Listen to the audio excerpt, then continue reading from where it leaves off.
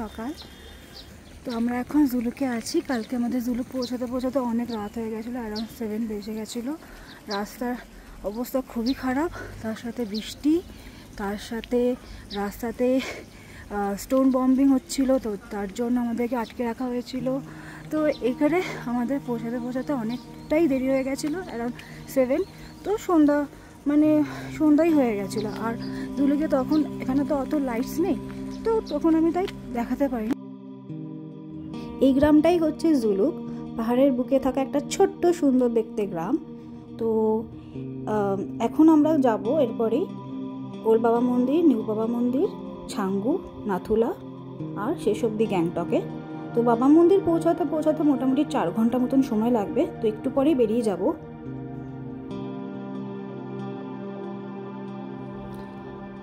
আর আমরা যে হোমস্টেটাতে ছিলাম সেটা হচ্ছে এই হোমস্টেটাতেই আমরা টপ ফ্লোরে ছিলাম।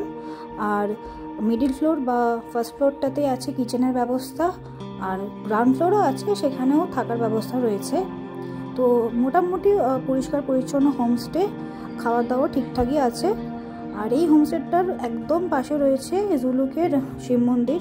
তো এটা বলতে গেলে এখানকার ল্যান্ডমার্ক হিসেবে কাজ করে। তো যারা এখানে আসবেন এই হোমস্টেটাতে, ইয়ানচেন হোমস্টে, তারা এটাকে বলতে পারে যে জুলুকের মেন শহরের ভেতরে যে শিব মন্দিরটা রয়েছে তার পাশেই যে হোমস্টেটা রয়েছে সেটাই হচ্ছে আমাদের হোমস্টে, ইয়ানচেন হোমস্টে। আমি সমস্ত ডিটেলস দিয়ে দেব। তো এখানকার জুলুকে যেটা আমি দেখেছি যে এইসব হোমস্টেগুলোতে মেনলি লজিং বেসিসেই থাকা খাওয়া থাকে। তো আপনারা যারা আসবেন তারা সেই সার্ভিসটাই নিতে পারেন। তো লজিং বেসিসে খাওয়া দাওয়া মানে সকালে ব্রেকফাস্ট, লাঞ্চ, ইভিনিং স্ন্যাক্স, দেন ডিনার অবধি ব্যবস্থা থাকে। তো আপনারা যারা আসছেন তারা আমাদেরকে যেমন বলা হয়েছিল যে 1000 টাকা পার হেড হবে লজিংয়ের ভাড়া, ইনক্লুডিং স্টেইং। তো আর যেহেতু আমরা লাঞ্চ নিয়ে নিই যেদিন এসেছি, তো সেহেতু আমাদেরকে 900 টাকা করে বলা হয়েছিল। তো আপনারা সেই হিসেবে দরদাম করতে পারেন। তো মোটামুটি খুব সুন্দর জায়গা, খুবই সুন্দর, কি সুন্দর মেঘে ঢাকা আকাশ, মেঘে ঢাকা পাহাড় রয়েছে। আর এই যে সামনে গ্রিন কালারের যে হোমস্টেটা রয়েছে সেটাই হলো আমাদের ইয়ানচেন হোমস্টে, এখানেই ছিলাম। তো এটা ফ্রন্ট পোর্শন। আর এত অপূর্ব লাগছে না এই ভিলেজটা, খুব সুন্দর, মানে মেঘে ঢেকে যাচ্ছে, মেঘ পুরো পাহাড়ের গা বেয়ে বেয়ে নামছে। এটা ক্যামেরায় বন্দি করা জাস্ট ইম্পসিবল, চোখে দেখা আর ক্যামেরা। তো যাই হোক, এই হোমস্টেটা থেকে পুরো জুলুকেরই ভিউ পাবেন আপনারা। তো এখন আমরা বেরিয়ে গেছি জুলুক থেকে, আমরা যাচ্ছি নাথাং ভ্যালির দিকে। তো রাস্তার অবস্থা দেখতেই পাচ্ছেন, অতটা ভালো নয়, আর খুব শার্প টার্নস রয়েছে। তার সাথে সাথে ওয়েদার ফোরকাস্টে বলা হয়েছিল যে ক্লাউডি ওয়েদার থাকবে। তো সেই অনুযায়ী কুয়াশাতে মেঘে ঢেকে আছে রাস্তা, তো কিছুক্ষণ বাদে দেখতে পাওয়া যাচ্ছে না। তো এই রাস্তা দিয়ে আমরা যাচ্ছি, সাবধানে যাচ্ছি আস্তে আস্তে।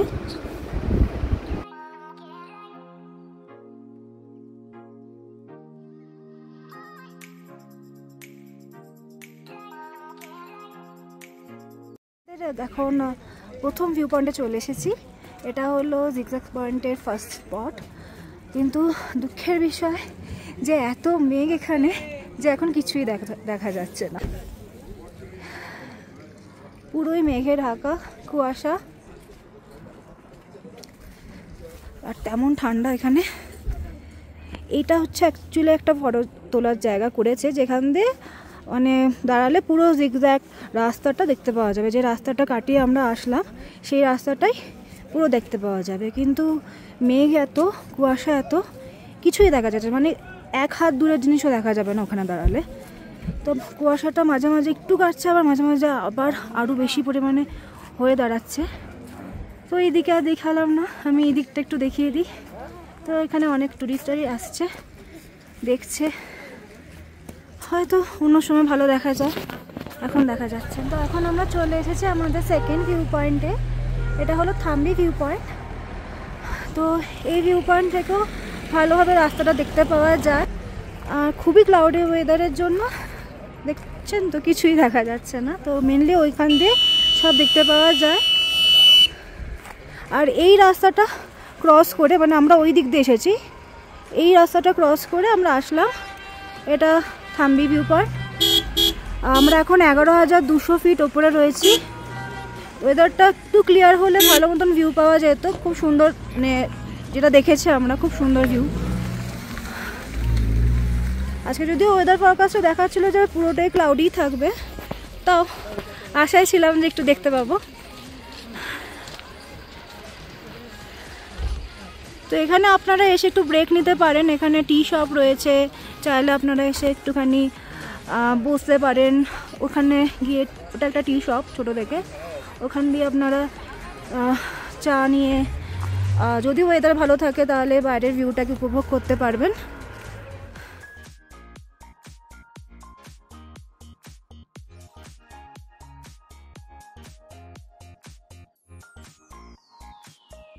আমরা আবার দাঁড়িয়েছি লুংথং ভিউ পয়েন্টে। এটা হলো লুংথং ভিউ পয়েন্ট। শ্বাসকষ্ট ওভাবে কিছুই হচ্ছে না, এই যে একটু ঠান্ডা ওয়েদার, নাকটা একটু ঠান্ডা ঠান্ডা হয়ে গেছে, এটাই যা, এমনি কোনো অসুবিধা হচ্ছে না। আর বলতে হবে যে আমরা যে রাস্তা দিয়ে কালকে এসেছিলাম, মানে জুলুক অবধি, সিকিমে ঢুকে জুলুক অবধি, ওই রাস্তাটা খুবই খারাপ ছিল, মানে ভালো ছিল না, রাস্তায় কাজ চলছে, অনেক জায়গায় গুড়ি গুড়ি পাথর, ভালো না রাস্তা, বাঁক। কিন্তু জুলুক থেকে যখন আমরা এগিয়ে এসেছি, এই এখন এই যা যা ভিউ পয়েন্ট দেখলাম, মোটামুটি রাস্তা ভালো, চালানো যাবে। আর এই যে রাস্তাটা আমরা এই এক্ষুনি উঠলাম, তো এই রাস্তাটা তো দেখতেই পাচ্ছেন কতটা চওড়া রাস্তা, ডবল লেনের রাস্তা। আর তারপর পাশেও এতটা জায়গা, মানে গাড়ি দাঁড় করানোর এতটা জায়গা রয়েছে, ও পাশেও গাড়ি দাঁড় করানোর জায়গা রয়েছে, ভালো মতন হোয়াইট মার্কস করে রাস্তা। ওইখানে একটা দোকান আছে ফাস্ট ফুডের, যদি ওটা খোলেনি।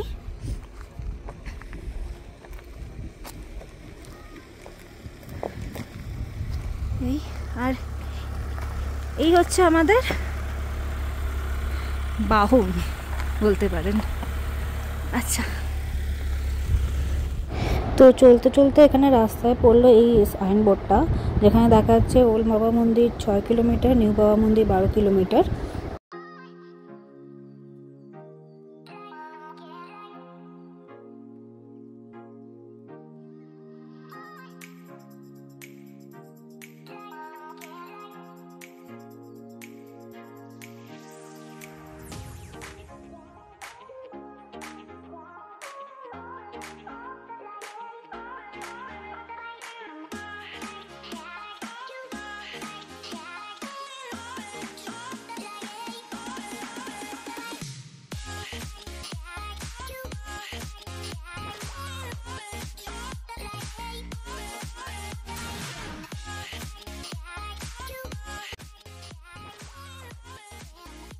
এখন আমরা চলে এসেছি ওল্ড বাবা মন্দিরে।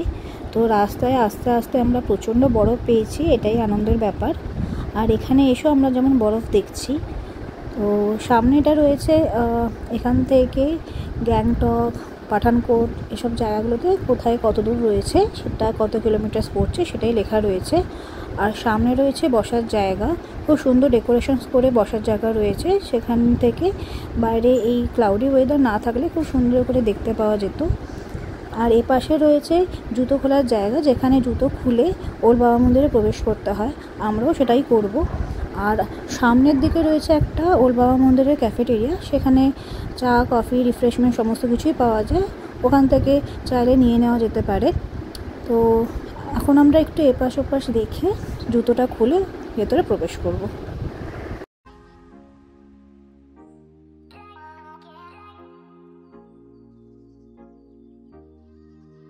তো আমরা এখন ওল্ড বাবা মন্দিরের উপরে উঠছি।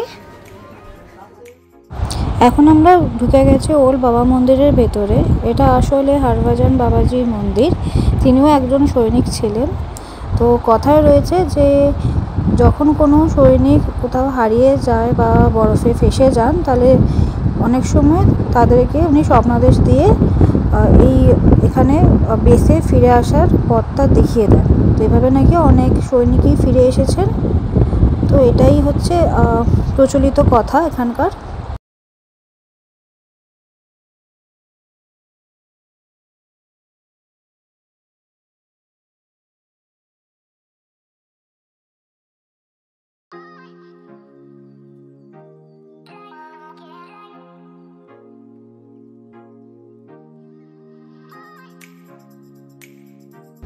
ওল বাবা মন্দির থেকে এখন আমরা বেরিয়ে যাচ্ছি নাথুলার দিকে। এসে গেছি নাথুলার সামনে। নাথুলাতে এখনো যেতে পারিনি কারণ এর আগে গভর্নর এসেছে, তো ওরা আগে গভর্নরের অ্যাক্টিভিটি যা আছে ওটা কমপ্লিট করবে, তারপরে আমাদেরকে এখানে জানাবে, আর সেই অনুযায়ী আমরা এখান থেকে যেতে পারবো।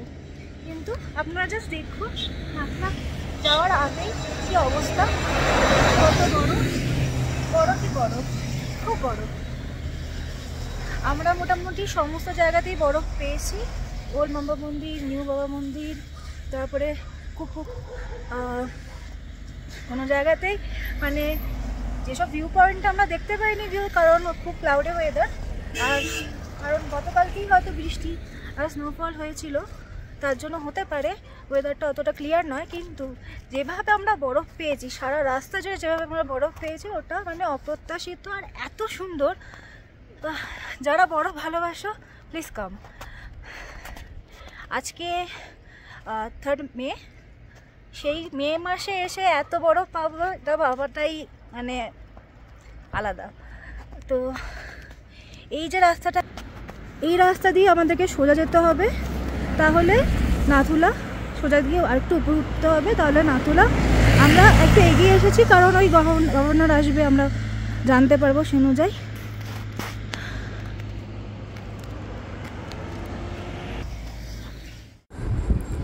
তো এখন আমরা উঠে এসেছি নাথুলার পার্কিং লটে। তো আমরা যেখানে দাঁড়িয়েছিলাম সেখান থেকে পার্কিং লটটা অলমোস্ট 600-700 মিটার হবে। তো উঠে ডিরেক্টলি এখানে পার্কিং করে আমরা এখন ওপরে দেখতে যাব মেন পয়েন্টটাতে। ঠিক আছে, নাথুলাতে আমরা এখন 14,140 ফিট ওপরে রয়েছি। আপাতত ওরকম কোনো শ্বাসকষ্ট হয়নি, আপনারা যদি মনে করেন কর্পূর আনবেন, নাক বন্ধ হয়ে যাচ্ছে, কর্পূরটা আপনারা শুকতে পারেন। এই দেখুন, এই দিক দিয়ে আপনারা চাইলে চাইনা বর্ডারেও যেতে পারেন।